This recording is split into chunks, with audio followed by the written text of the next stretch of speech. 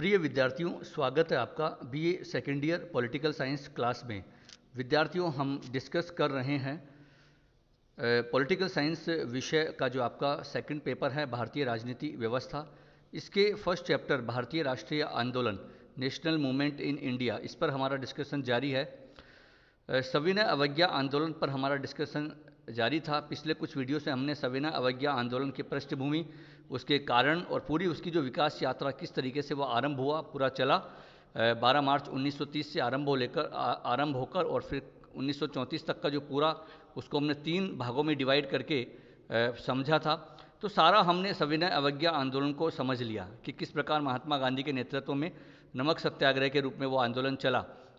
अब यहाँ आज हम उसको लेकर एक एनालिटिकल टॉपिक है जिसको लेकर प्रश्न भी पूछा जाता रहा है कि सविनय अवज्ञा आंदोलन का जो इम्पैक्ट है वो क्या हुआ, प्रभाव क्या पड़ा, उसका महत्व क्या है, ठीक है ना, उससे मिला क्या है। तो वो सारा हम डिस्कस करेंगे, क्योंकि कई बार निबंधात्मक प्रश्न आपसे पूछ लिया जाता है कि सविनय अवज्ञा आंदोलन को समझाते हुए उसके जो प्रभाव है या महत्व है वो बताइए।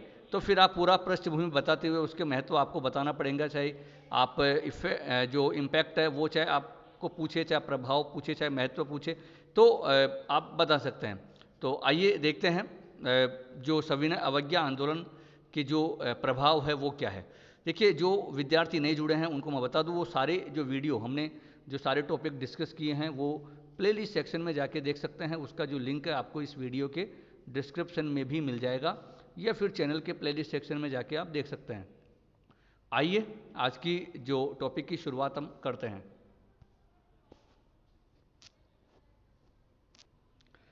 विद्यार्थियों, ये सारे पॉइंट आप जो सामने देख पा रहे हैं, ये इन पॉइंट्स के माध्यम से हम जो सारे सविनय अवज्ञा आंदोलन का जो महत्वपूर्ण जो प्रभाव है, महत्व है, वो सारा समझेंगे।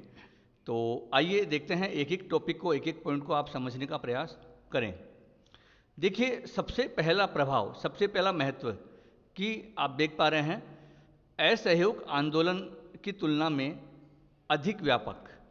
इसका मतलब ये हुआ कि सविनय अवज्ञा आंदोलन जो था, हालांकि दोनों ही, मतलब असहयोग आंदोलन और सविनय अवज्ञा आंदोलन दोनों ही अहिंसक आंदोलन थे। महात्मा गांधी जी का पूरा फोकस अहिंसक तरीके से जो ब्रिटिश सरकार है उसको झुकाना था, अपनी मांगों को मनवाना था। लेकिन यहाँ जो सविनय अवज्ञा आंदोलन था वो असहयोग आंदोलन से भी अधिक व्यापक था, उसने काफ़ी व्यापक था। अब व्यापकता एक तो इस रूप में कि जहाँ पर असहयोग आंदोलन में धरना, जुलूस, प्रदर्शन, हालांकि शांतिपूर्ण तरीके से, विदेशी वस्त्रों का बहिष्कार, वो सारा था, लेकिन यहाँ पर मुख्य जो फोकस जो दिया गया उन चीज़ों के साथ साथ, वो सारा तो किया ही गया, लेकिन उसके साथ साथ कर बंदी पर काफ़ी जोर दिया गया। जो टैक्सेज जो ब्रिटिश सरकार ने लगा रखे थे, जो विभिन्न प्रकार के जो दमनपूर्वक कानून थे उनका उल्लंघन, जैसे नमक कानून पर जो वो तोड़ा, मूल जो एक तात्कालिक रूप से शुरुआत उसी माध्यम से की गई कि महात्मा गांधी जी ने डांडी जाकर नमक बनाकर वो जो नमक कानून है उसको तोड़ा।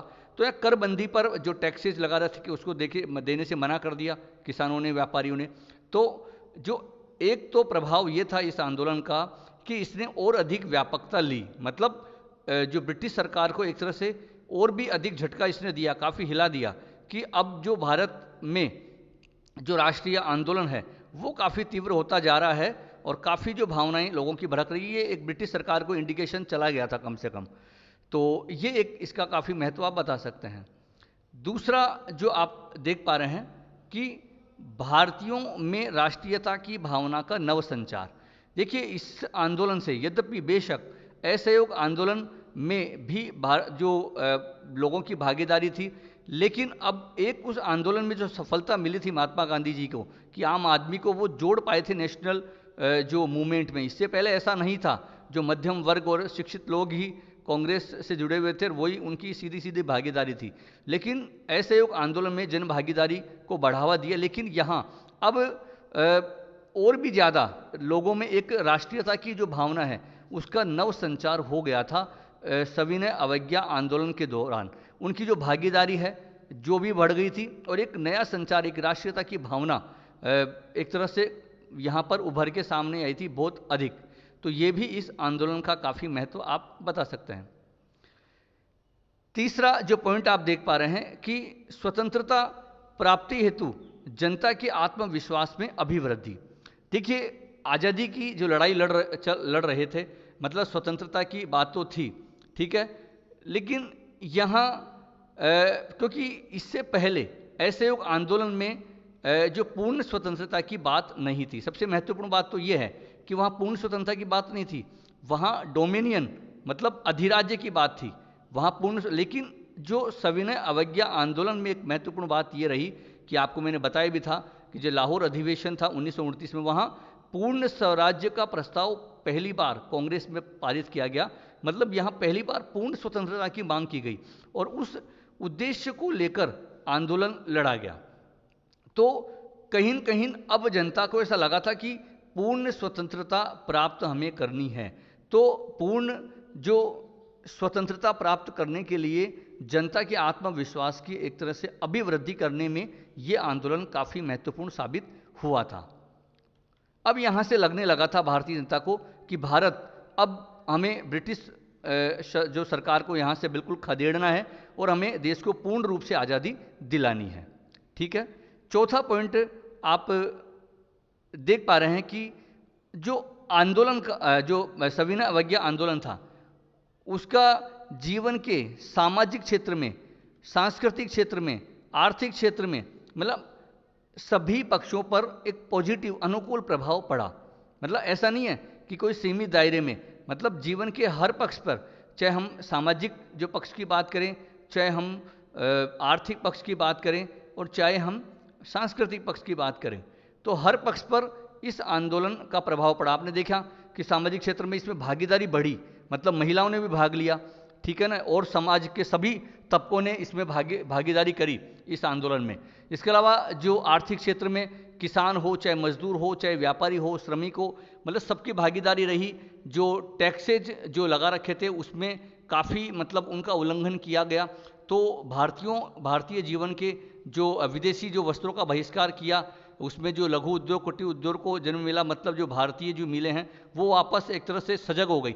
तो कहीं न कहीं और सांस्कृतिक क्षेत्र में जो आत्मनिर्भरता, स्वावलंबन की जो भावना जो उभर के सामने आई, तो कहीं न कहीं जो जो व्यक्ति के जीवन के सभी पक्षों पर इस सविनय अवज्ञा आंदोलन ने प्रभाव डाला।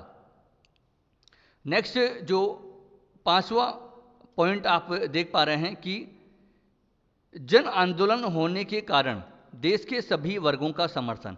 ऐसा नहीं था इस आंदोलन में कि कोई एक वर्ग की कोई अधिक भागीदारी रही हो, चाहे स्त्री हो चाहे पुरुष हो।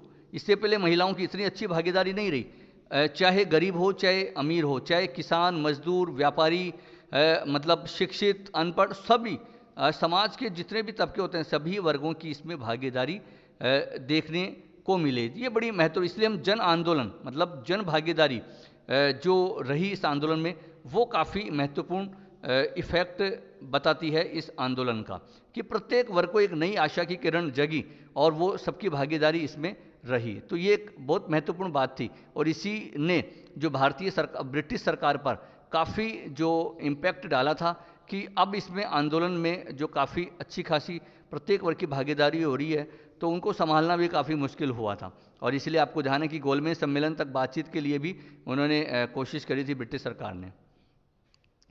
नेक्स्ट जो पॉइंट आप देख पा रहे हैं छठा, कि क्रांतिकारी गतिविधियों का शिथिल पड़ जाना। देखिए, जो मैंने आपको कहा था कि एक असहयोग आंदोलन के बाद क्रांतिकारी जो गतिविधियां थी वो बढ़ने लगी थी। मतलब एक तबका ऐसा था, हालांकि महात्मा गांधी नहीं चाहते थे कि जो राष्ट्रीय आंदोलन में कोई क्रांतिकारी तरीके से हम जो स्वतंत्रता की जो लड़ाई है, आज़ादी की लड़ाई है, वो लड़े। उनका पूरा फोकस अहिंसक तरीके से ये लड़ाई लड़ने का था और उनका मानना भी ये था कि हम क्रांतिकारी तरीके से नहीं बल्कि अहिंसक तरीके से ही ब्रिटिश सरकार को ध्वस्त कर सकते हैं, इनको यहाँ से भगा सकते हैं। लेकिन जो क्रांतिकारियों का एक तबका था वो उस गांधी जी की भावना से सहमत नहीं था। वो उनका मानना यह था कि ब्रिटिश सरकार को शांतिपूर्वक अहिंसक तरीके से नहीं भगाया जा सकता है, क्रांति करनी होगी, उनको उन्हीं की भाषा में जवाब देना होगा।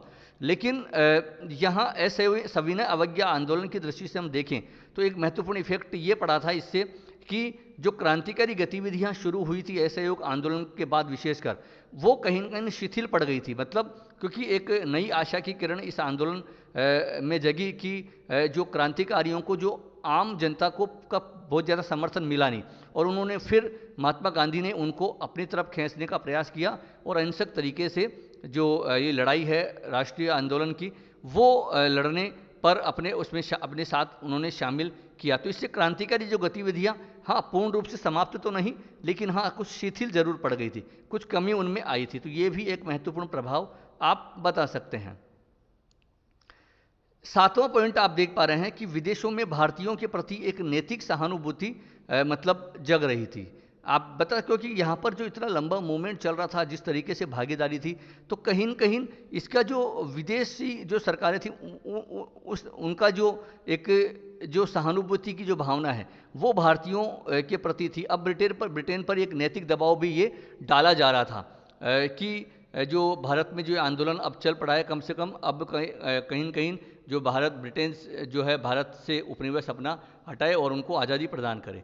तो एक नैतिक दृष्टि से भी एक महत्वपूर्ण इफेक्ट था, क्योंकि जिस तरीके से शांतिपूर्वक तरीके से, अहिंसक तरीके से पूरा जो अपनी मांगों को मनवाने की बात थी, तो इसका कहीं न कहीं ये था ही, गांधी जी का महत्वपूर्ण पक्ष भी ये था कि सत्याग्रही है वो नैतिक तरीके से प्रेशर डालता है अपने दुश्मन पर। तो इसका ये बेशक नैतिक दृष्टि से जो एक प्रेशर ब्रिटिश सरकार पर डालने में एक तरह से यह सविनय अवज्ञा आंदोलन काफ़ी हद तक कारगर सिद्ध हुआ था। काफ़ी विदेशी सरकारों का जो इंग्लैंड में भी जो स्थानीय राजनीति थी उस पर काफ़ी जो तत्कालीन ब्रिटिश सरकार पर काफ़ी प्रेशर डाला जा रहा था। तो भारतीय जनता के प्रति एक सहानुभूति भी दिखाई दे रही थी।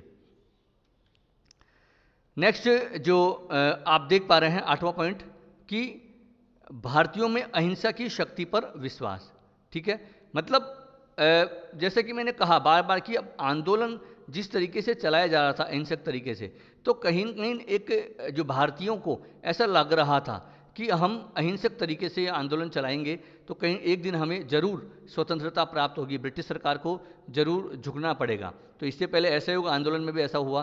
तो महात्मा गांधी जी का ये एक व्यक्तित्व था कि उन्होंने ये भारतीयों में ये भावना जगा दी कि अहिंसक तरीके से हम एक दिन हमारी मंजिल को पाएंगे और देश को आज़ाद करवाएंगे, पूर्ण स्वतंत्र कराएंगे। तो भारतीयों में इस आंदोलन से एक ये रहा कि भारतीयों में जो अहिंसा के प्रति जो भावना थी, जो अहिंसा की जो शक्ति उन्होंने जानी है ना, और अहिंसा की जो शक्ति पर उनका एक तरह से विश्वास हुआ। तो ये भी एक महत्वपूर्ण प्रभाव आप बता सकते हैं। नेक्स्ट जो 9वां पॉइंट आप देख पा रहे हैं कि आंदोलन में महिलाओं का भी सहयोग। मतलब एक बड़ी महत्वपूर्ण बात थी कि जो समाज का एक बहुत महत्वपूर्ण तबका महिलाओं का इसमें काफ़ी भागीदारी रही इस आंदोलन में। इससे पहले जो महिलाओं की उतनी अच्छी खासी भागीदारी नहीं थी। शराब जो बंदी सविनय अवज्ञा आंदोलन के कार्यक्रम का हिस्सा थी, और उसमें काफ़ी जो दिल्ली में जो सैकड़ों जो दुकानों पर हजारों जो महिलाओं के द्वारा धरना प्रदर्शन किया गया, शराब बंदी पर जो दुकानों पर धरना दिया गया। तो ये काफ़ी एक महिलाओं की जो भागीदारी की दृष्टि से हम देखें तो वो भी एक महत्वपूर्ण इफेक्ट आप इस सविनय अवज्ञा आंदोलन का बता सकते हो। नेक्स्ट जो 10वां पॉइंट विद्यार्थियों आप देख पा रहे हैं कि विशेष दिवसों को राष्ट्रीय स्तर पर मनाने की शुरुआत भी यहाँ से हुई, क्योंकि आपको पता है कि जो पहली बार यहाँ पर एक पूर्ण स्वराज्य का प्रस्ताव पारित किया गया था 26 नवंबर को, और ये भी फैसला किया गया था कि हम हर वर्ष 26 नवंबर को स्वतंत्रता दिवस मनाएंगे। ठीक है, तो उस दिन का एक सांकेतिक महत्व, तब से हर वर्ष ब्रिटिश भारत में भी, यद्यपि हमें आज़ादी नहीं मिली थी, लेकिन स्वतंत्रता दिवस मनाया गया। इसके अलावा शहीद दिवस, झंडा दिवस, तो एक सांकेतिक रूप से विशेष दिवसों को मनाने की जो परंपरा की जो शुरुआत है वो भी यहीं से इस आंदोलन के दौरान ही शुरू हुई थी। तो ये भी एक, हालांकि उन परंपराओं को हम आज तक निर्वहन करते जा रहे हैं, तो ये काफ़ी महत्वपूर्ण इफेक्ट। उससे क्या होता था कि जो एक सांकेतिक रूप में ही सही, लेकिन भारतीयों में एक जो राष्ट्रीयता की जो भावना है, जो स्वतंत्रता की जो भावना है, वो प्रेरित होती थी, और जो राष्ट्रीय आंदोलन को और आगे बढ़ाने में, मजबूत करने में काफ़ी एक सांकेतिक योगदान इन जो दिवसों का मिलता था। तो इस दृष्टि से जो ये विशेष दिवसों को मनाने की जो शुरुआत हुई थी, प्रेरणा मिली थी, ये भी काफ़ी महत्वपूर्ण इफेक्ट आप इस आंदोलन का बता सकते हो। तो विद्यार्थियों ये सारे पॉइंट्स आप सविनय अवज्ञा आंदोलन का जो महत्व है, प्रभाव है, उसके रूप में बता सकते हैं। और आपने देखा ही होगा कि किस तरीके से आप स्वयं ने पूरी जो हमने विकास यात्रा देखी थी उसमें देख ही लिया कि जो काफ़ी इफ़ेक्टिव ये आंदोलन रहा।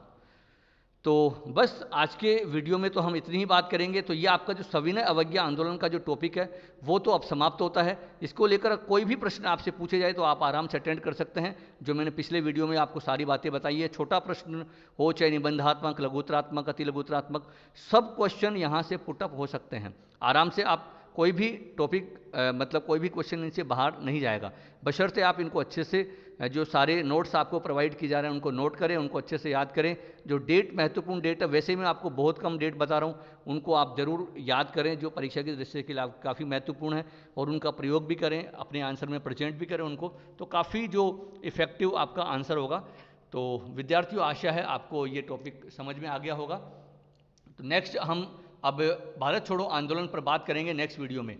तो आज के लिए तो बस इतना ही। आप सारे वीडियो है वो क्रमबद्ध तरीके से प्लेलिस्ट में जाके देख सकते हैं। अधिक से अधिक छात्र छात्राओं को भी सूचित करें, उनको भी ये साझा करें, उनको भी सूचना दें कि आप घर बैठकर तैयारी कर सकते हैं, आप भी इनका लाभ उठाएं और अपनी प्रतिक्रियाएं जरूर देते रहें। तो आज के लिए इतना ही। बहुत बहुत धन्यवाद।